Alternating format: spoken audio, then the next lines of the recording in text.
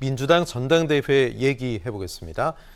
민주당 전당대회 당권 주자들 간의 당헌 개정 문제가 쟁점이 됐습니다.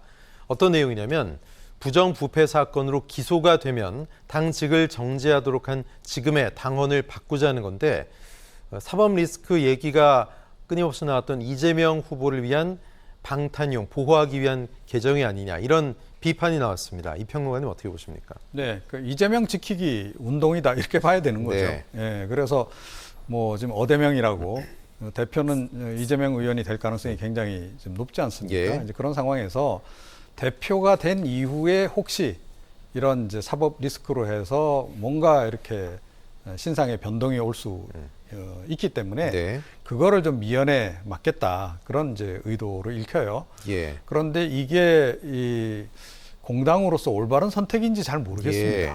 그러니까 어찌됐건 법적으로 문제가 되고 기소가 되고 이제 이런 상황으로까지 가는데 그럼에도 불구하고 대표직을 그대로 수행하도록 한다? 이게 과연 올바른 선택이냐는 거예요. 이건 상당히 위험이 많이 따르는 그런 그 선택이죠. 그리고 네. 사실은 과거 같으면 보통 검찰 소환 조사만 이루어져도 그 시점에서 고위공직자들 같은 경우에 사퇴한 경우도 굉장히 많았습니다. 요즘에는 뭐 많이 버티기를 하더라고요. 끝까지 네. 버티긴 하긴 하던데 추세가 바뀌었다고는 하지만 그렇다고 해서 이 국민들이 이 여론이라고 하는 것이 많이 바뀐 것 같지는 않아요. 그래서 예. 이 부분에 대해서 자칫 잘못할 경우에는 사실은 이재명 지키려다가 민주당이 상당히 곤혹스러운 상황으로 빠져들 수도 있습니다. 그래서 네. 그런 부분도 선택을 좀 잘 해야 하지 않을까 이렇게 생각을 합니다. 예. 일단 뭐 우상호 현 비대위원장은 바람직하지 않다 이렇게 반대하는 모양새인데 어제 토론회가 2번 있었죠. 이재명 후보가 오전에 있었던 토론회에서 이 문제에 대해서 당원 개정에 대해서 자신 때문에 바꾸려는 게 아니다 이렇게 선을 그었습니다. 자, 과연 이 발언 후폭풍이 없을지 모르겠습니다. 누가 봐도 근데 이런 상황이거든요, 교수님. 상황적으로 보면 예. 사실은 이제 가장 그 조사를 받고 있는 상황이고 예. 물론 이제 이재명 의원이 조사를 받고 있는 거 아닌 건 아니지만 네네. 본인의 부인이라든지 아니면 이제 본인과 관련된 성남시장 있었을 때 있었던 일과 연관된 수사가 진행되고 있기 때문에 예. 그 수사가 진행되면서 본인에까지도 수사가 연결될 가능성이 있어요. 그런 가능성이 있다 보니 이제 이런 문제가 발생하는 거거든요. 예. 근데 이제 원칙은 이렇습니다. 이재명 의원이 얘기하는 것은 이게 기소가 된다고 하는 검찰이 기소권을 갖고 있잖아요. 다른 그렇죠. 어떤 기관도 기소권이 없습니다. 예. 경찰도 기소권이 없고 기소라고 하는 검찰이 하는 건데 검찰은 만약에 물론 검찰이 중립적으로 객관적으로 잘 수사하면 문제가 없겠지만 정치적 목적을 가지고 특정 정치인이나 야당 정치인을 타겟으로 해서 수사를 하고 그걸 기소까지 했을 경우에 예. 그러면 과연 이게 공정한 수사냐 하는 부분에 대한 논란이 될 수 있다는 것이죠. 판결이 나오기 전까지는 사실은 범죄 행위가 확증되고 증명됐다라고 볼 수 없는 것인데 기소했다는 것만으로 만약에 당무를 할 수 없도록 만든다고 하면 만약에 경우를 제가 예를 드는 겁니다. 네. 검찰이 정치 검찰이 돼서 특정 정치인을 뭐 어떤 당무를 못하게 할 목적으로 예. 타겟으로 수사를 하고 기소까지 해버리는 경우 이런 경우를 막을 수 있겠냐는 거죠. 네네. 이제 특히 이제 이런 얘기가 나올 수밖에 없었던 것이 현직 대통령께서 검찰총장 출신이시고 또 법무부 장관이 한동훈 검사장이잖아요. 그렇죠. 검사장 출신이잖아요. 그러다 보니까 이제 이런 얘기가 나올 수밖에 없었다. 그래서 뭐 논리적으로 보면 물론 지금 얘기하시는 상황적으로 이재명 의원이 여러 가지 그 지금 수사가 이루어지는 사건과 연계돼 있는 상황이기 때문에 그런 얘기가 네. 나오고 있는데 원칙적으로 따지면 기소만 가지고 하는 것 자체에 대한 문제 제기다고 이렇게 볼 수 있겠습니다. 예. 부산에서 있었던 이 토론회에서 이재명 후보는 일각에서 제기된 이재명 의원이 대표가 되면 공천에 피바람이 분다. 공천 학살이죠. 이 우려에 대해서 오해가 있다. 이런 입장을 밝혔습니다. 계속해서 이 대표가 되면 공천 학살 또는 공천에 피바람 분다. 이런 우려가 나오고 있는 이유가 뭡니까, 교수님? 왜냐하면 이제 이낙연계나 지난 대선 과정에서 경선의 상대가 된 특히 이낙연계라고 얘기할 수밖에 없는데 예, 예. 이분들이 이제 걱정을 하시는 거예요. 그러니까 이제 워낙 치열하게 경선을 했잖아요. 그렇죠. 대장동 문제는 사실 이낙연 그 당시 후보 쪽에서 나와서 이렇게 확대가 된 거거든요. 네. 그래서 이제 그런 부분에 우려가 있는 것 같아요. 만약에 이재명 의원이 대표가 되면 본인들의 공천권이 박탈될 수 있다는 어떤 그런 걱정과 우려가 분명히 있는 것 같습니다. 그리고 혁신과 쇄신을 하다 보면 이제 다선 의원들에 대해서 어쨌든 여러 가지 불리익이 갈 수 있거든요. 그렇죠. 예. 그런 우려들이라고 생각을 해요. 근데 저는 그 이재명 의원 모르겠습니다. 제가 개인적으로 만나서 얘기해보고 이런 걸 바탕으로 말씀을 드리면 그렇게 안 할 것 같아요.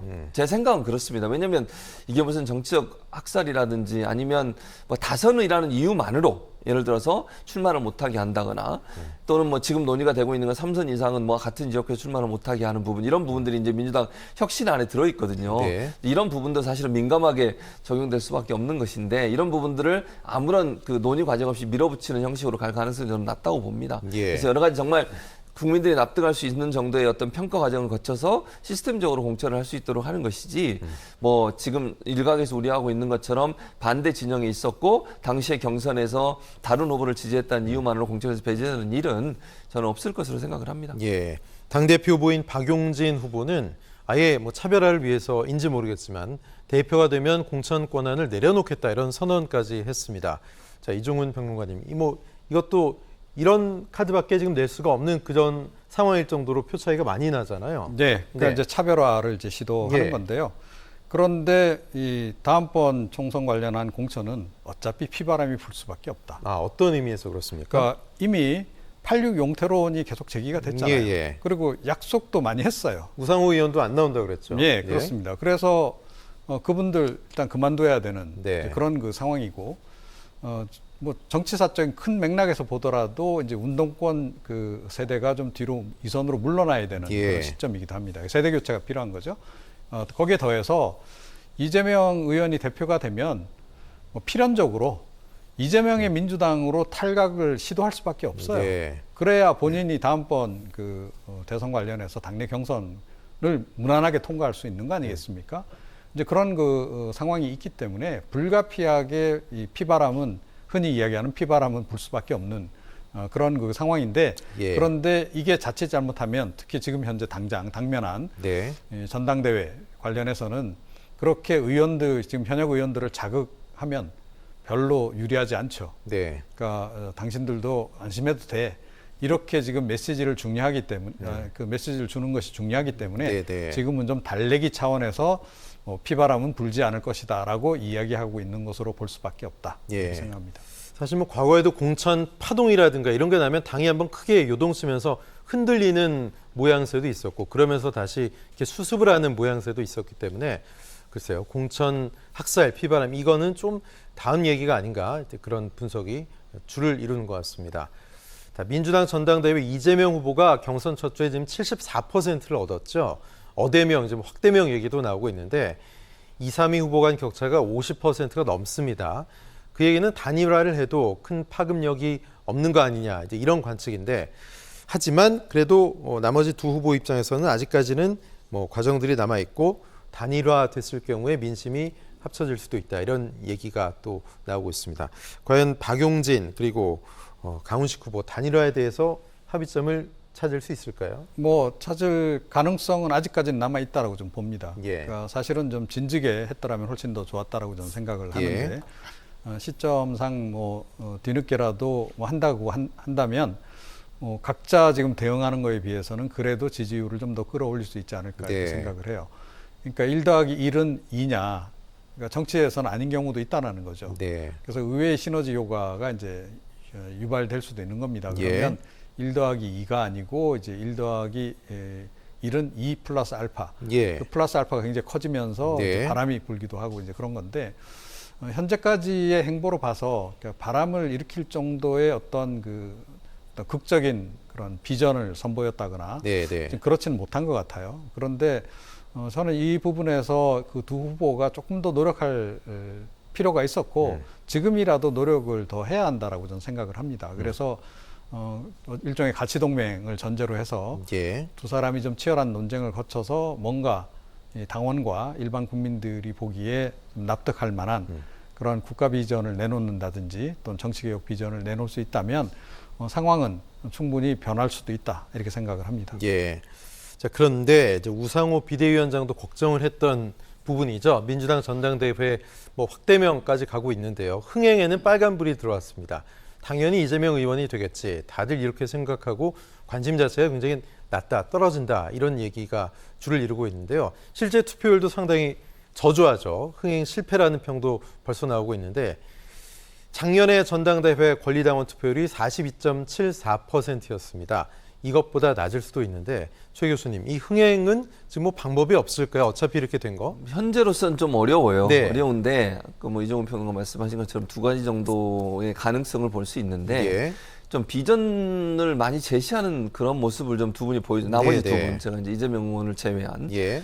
두 분이 좀 그런 모습으로 신선한 도전을 했으면 좋았을 뻔했다는 아쉬움이 예. 남아요. 남은 기간이라도 그런 부분들을 어필했으면 좋겠어요. 예를 들면 네거티브는 사실 지금 상황에서 먹히질 않아요. 네. 그러니까 어떤 공격, 상대방의 어떤 부분을 공격해서 내가 반대급부로 표를 얻겠다. 이래가지고는 흥행이 절대로 안 되거든요. 예. 그러니까 새로운 참신함, 그러니까 기존의 정치에서 보이지 않았던 새로운 도전들이 저는 필요하다고 보고 그런 부분들을 마지막까지 좀 두 분이 같이 했으면 좋겠다는 개인적인 생각이 있고요. 네. 단일화가 이루어지면 어느 정도 이제 변화를 줄 수 있겠죠. 예. 단일화의 가능성이 좀 낮긴 한데 왜냐하면 단일화를 하려면 두 분이 단일화했을 때 대응할 수 있을 정도의 파워가 있어요. 산술적으로 보면 지금 74대 뭐 30 정도 되는 거, 30 몇 네. 정도 되는 거잖아요. 20 몇이고. 20 몇이죠. 그 예. 정도 된다고 하니까 이게 네, 네. 사실은 단일화해서 될까라는 의문이 있긴 하지만 그래도 뭔가 아까 플러스 알파도 말씀하셨는데 네, 네. 그런 시도를 해보는 것 자체는 예. 흥행에 도움이 될 수 있는 부분은 된다. 이렇게 보여집니다. 예. 이종훈 평론가님, 지금 흥행이 너무 저조한데 뭐 70%가 넘어가니까요. 지금 뭐 글쎄요, 어떻게 뭐 방법이 나머지 두 후보에게 없겠습니까? 어차피 지금 일부 시민들은 벌써 이재명 의원이 대표된 거 아니야? 이렇게 네. 얘기하시거든요. 그렇죠. 그러니까 나머지 두 후보가 더 좀 지금부터라도 네. 열심히 뛰지 않으면 안 된다. 그리고 예. 그 뛰는 방향에 대해서는 제가 좀 말씀드린 바가 있고요. 네. 사실 지금 그 민주당의 전당대회는 지금 이재명 의원과 다른 두 후보 간의 대결이라기보다는 예. 이재명 대 윤석열 구도로 지금 실제로는 흘러가고 있는 겁니다. 네. 그래서 윤석열 그 대통령의 국정수행 지지율이 이제 많이 떨어지면서 예. 그러니까 이재명 의원이 상대적으로 더 관심의 대상으로 지금 이제 부상을 한 거고. 네. 자, 그러다 보니까 반사적 이익까지 이제 상당히 많이 받으면서 예. 지금 격차가 더 벌어진 이런 네. 그 형국이라는 거죠. 예. 뭐 윤석열 대통령의 국정수행 지지율이 단기간에 올라갈 가능성 없지 않습니까? 네, 그렇다라고 전제한다면 이번 전당대회는 이 구도대로 그냥 굳어질 가능성이 굉장히 높다. 예. 당연히 그렇게 되면 당원이라든가 뭐 일반 국민도 이 참여도가 떨어질 수밖에 없다. 예. 이렇게 생각합니다. 뭐 노룩 악수 논란도 나왔고요. 또 박용진 후보가 얘기할 때 뭐 비난도 야유도 나오고 이랬는데 오히려 이런 전당대회에 나오는 모습들이 지금 지지율 반등을 좀 이뤄내고 있는 민주당에게 국민들 입장에서는 좀 부정적인 영향을 주지 않을까 그렇게 걱정하는 분들도 있습니다. 나머지 두 후보들의 분발을 바라보겠습니다. 자, 오늘 두 분과의 말씀은 여기까지 하겠습니다. 이종훈 평론가님 그리고 최진봉 교수님 고맙습니다.